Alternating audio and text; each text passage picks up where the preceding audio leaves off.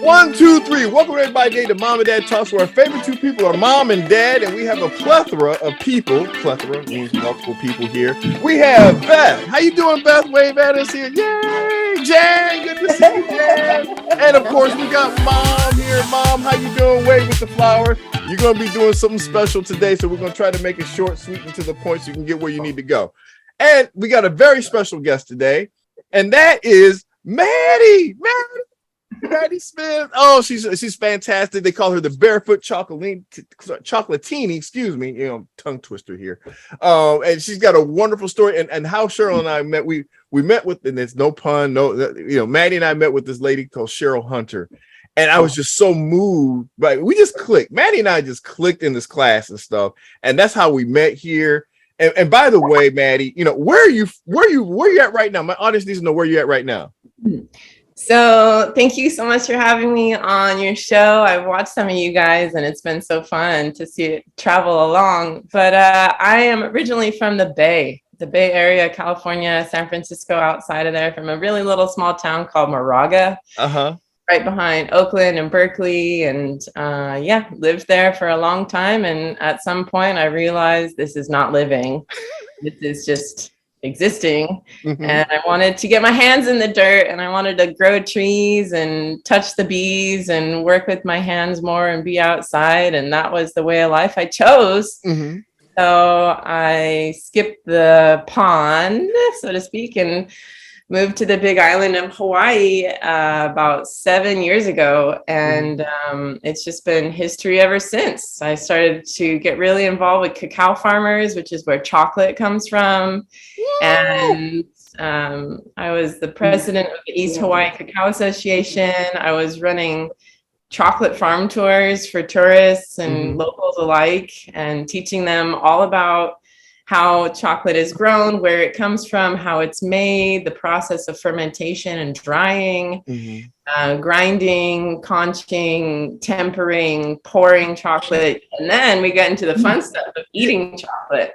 So it's been quite an adventure. Wow, that's totally amazing here. So, as we're going to get Mom on here in just a second here, and, whenever she gets done talking to Dad, but that's another subject for another time. But, the thing about it is that Maddy, this chocolate, people don't understand. Chocolate is a process. Can you show us, because you just showed us what you had in your hand. Folks, that's where chocolate comes from. Y'all see that? What is it? So this is a cacao pod. It's actually a replica. It's not fresh. It's wood. Oh. But inside of this fruit, it grows like the shape of a Vesica Pisces, which is, two intermixing circles together. It's that shape of, And inside here, it's like corn on the cob, but they call it a cacao cob. COB, and each one of those little beans, I wish I had a fresh one to show you, is covered in like a gooey mucilage, like a fruit. And it tastes like, if you guys are familiar with any tropical fruits, any of the white flesh ones, so soursop, Rollinia, they all kind of taste a little similar and really good for the ligaments, the eyes, the joints, the brain. But inside of that fruit is the cacao bean. And that is what gets fermented with the fruit on it, because the sugars of the fruit break down. Just like, ceviche cooks without any help. It's just citrus. Kind of cooks it in that fermentation process they go through. Cacao goes through a similar process. And once it's fermented, all those flavor profiles come alive, and then it dries out for X amount of time, depending on weather conditions. And then it's roasted like coffee. And then from there, we have to get the skin off of these beans. And you might have seen at your health food store these things called cocoa nibs or cacao nibs. So a cacao nib is really just a broken up cacao bean. Like, you can buy cashew wholes or cashew halves or bits and pieces. It's like that. It's like a nut that's been smaller. So those bits and pieces, and they get ground up in kind of like a mechanized mortar and pestle. Yes. And from there, then they are smoothed out. Sugar is added. Other ingredients can be added, like cocoa butter, to make it a little more smooth. And then like you can temper it. So what happens in the tempering process is you can take already tempered chocolate that you've bought from the store, because it's crystallized, it's shiny, it snaps when you break it, and it feels good in your mouth. When you shave some of that off and you add it to this liquid mass, all those crystalline structures line up and they get organized. So the organized chaos happens, and that's how they temper the chocolate. There's a lot of different techniques these days, but that's kind of the easiest. And then they pour it into chocolate molds and let it harden, and then they wrap it up, and every little bar that you eat in the world of chocolate, for the most part, you know, has gone through this sort of process. Oh my! Like I said, folks, when I had Maddie, and Maddie was talking about the benefits of chocolate and stuff, and you know, unfortunately, I don't know where Dad, because my dad is a chocolate, like he loves chocolate. That's one of his favorites. Like, and he was excited to be on. So yeah, Dad. I don't know where Dad's at right now. I know he's trying to get on the computer. This is the episode he really wanted to meet here, right here. He wanted to meet you, understand how chocolate is made. And like I said, I know that's the reason why they're having some technical difficulties over there. I don't know what's going on with Mom and Dad right now, but you know, we're gonna talk a little bit more here, because like I said, you know, this fascinating about chocolate. But see, there's also some benefits to chocolate. See, and you know, Maddie, like I said, when you were talking about the benefits, can we talk about some of the benefits? Because I'm gonna bring you back on again, because my audience is, we got to, because she's got a bigger story than this, folks. But go ahead, Maddie. So in the world of chocolate, I'll do a little quick backstory. I had a terrible, I mean, you guys are all over 27, right? I think so. So in the world of living, there's this time frame of 26 to 30 where, pardon my French, shit hits the fan in most people's lives. And in my experience, it was really rough. My dad was dying. I had a really bad heartbreak. And I was like, why do I need to be here? Like, this life sucks, you know? And I just felt like so desolate. Like, there's nothing, like, this is so lame. Life sometimes gets me really down and blah, blah, blah. And then I found cacao or chocolate in a different light, because I had been making chocolate treats as a child with my family since I was like 5. But when I started to eat good chocolate, that's where the rubber met the road, and my heart would just like blow open, and I would just feel so inspired, and everything would get better. And so the health benefits is it's a vasodilator, which means that it opens up the blood capillaries in your body. It allows whatever other ingredients or supplements or supportive nutrients and herbs and things that's in the chocolate, it can get into your body faster and quicker, and really help support you in your journey of whatever your health challenges are. Chocolate is a great carrier for that. It also helps strengthen those blood capillaries. So if you have a weak heart, your heartbeat is not so strong, chocolate can help. It can also help your circulation in your body, because now your blood is moving at a more lovely pace, that it can deliver everything to where it needs to go. And it's just one of the best foods on the planet that has been, you know, demonized, so to speak, because of bad sugars that are in it, like high fructose corn syrup, weird fillers, like things that don't belong in chocolate, hydrogenated oils, and that's not even touching on how it was grown and farmed, and if they're spraying pesticides and herbicides and things that you wouldn't naturally want to eat.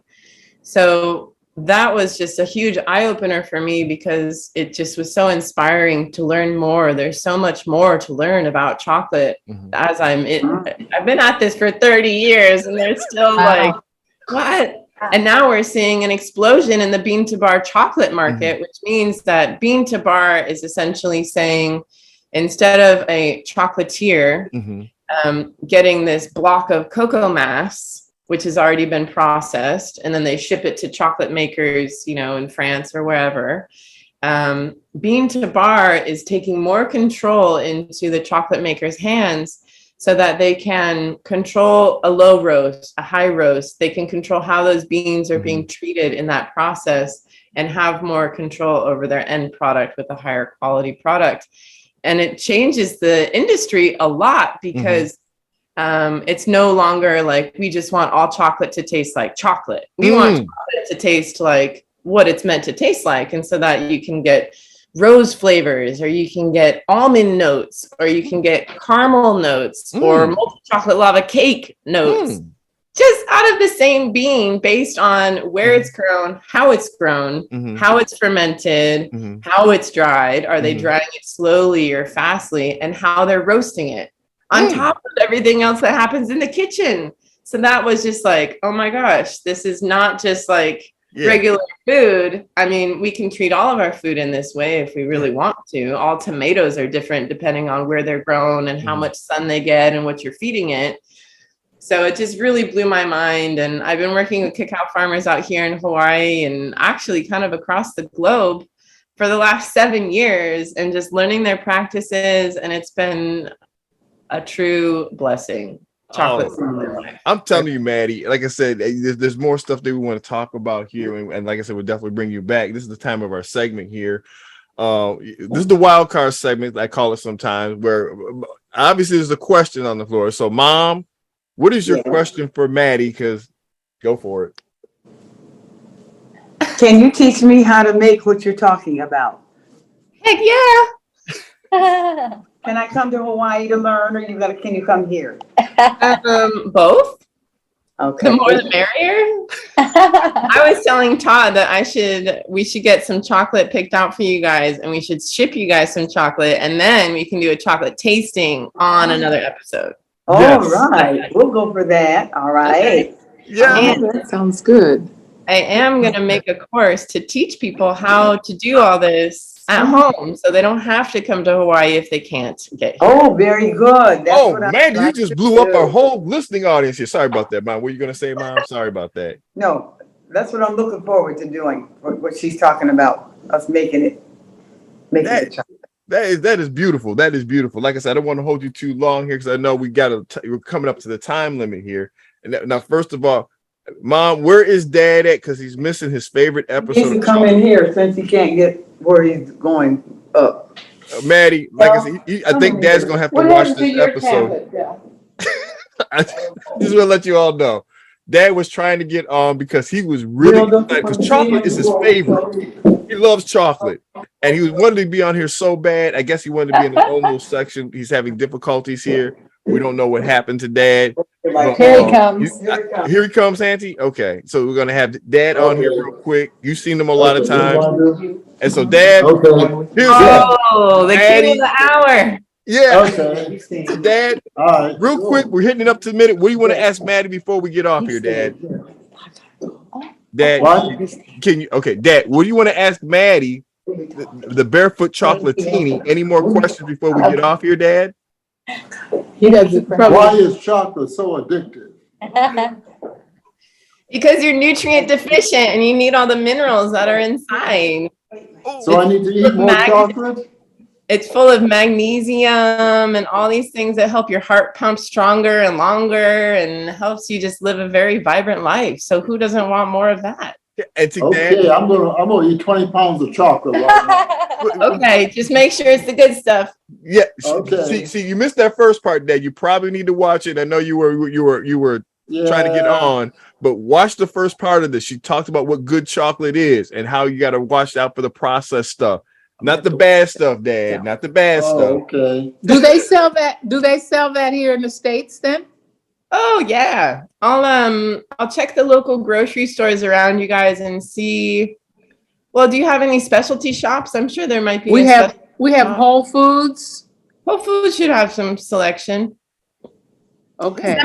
Trader Joe's. Trader Joe's. Yeah. Trader Joe's we don't have one locally, but Walmart. What You don't think so? yeah, how the percentage of, there's always like 90% or like what's the best and then You're not gonna like and the more percentage, the higher the percentage, the less sweet. correct. It's more true.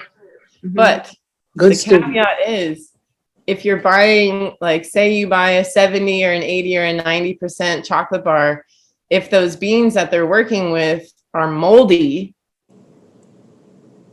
What? you know, and so they don't tell you that. They're not going Well, to. how would we know? How do we know if we're getting good chocolate? What's the best chocolate? The main thing to look for, I would say, on a chocolate bar wrapper is, are they identifying the farm and where it came from? The origin, like the country where it was grown, because you can grow chocolate. Did you know you can grow chocolate in India? Did you know you can grow chocolate in Australia and Hawaii?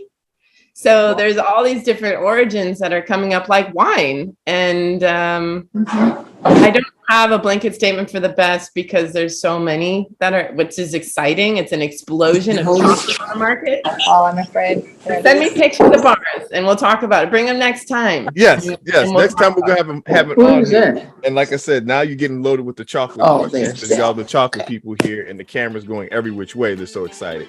So Maddie, Maddie, I'm gonna bring you on here again here next time. This is a fantastic show, Maddie. Oh, and I love you, Maddie. She's so sweet, Maddie. Maddie, before we go, how do people get in contact with you if they want to get in contact with you to speak, or do you come talk to them and educate them? Send me a message on my website, barefootchocolatini.com. Folks, there you have it. We're going to bring Maddie on again, folks. Please light her box up, bring her in. She's very special. Yeah, I love Maddie. That's my buddy right there. Till next time, we'll see you on Mom and Dad Talks. You have a blessed day, everyone. Until next time, there we go.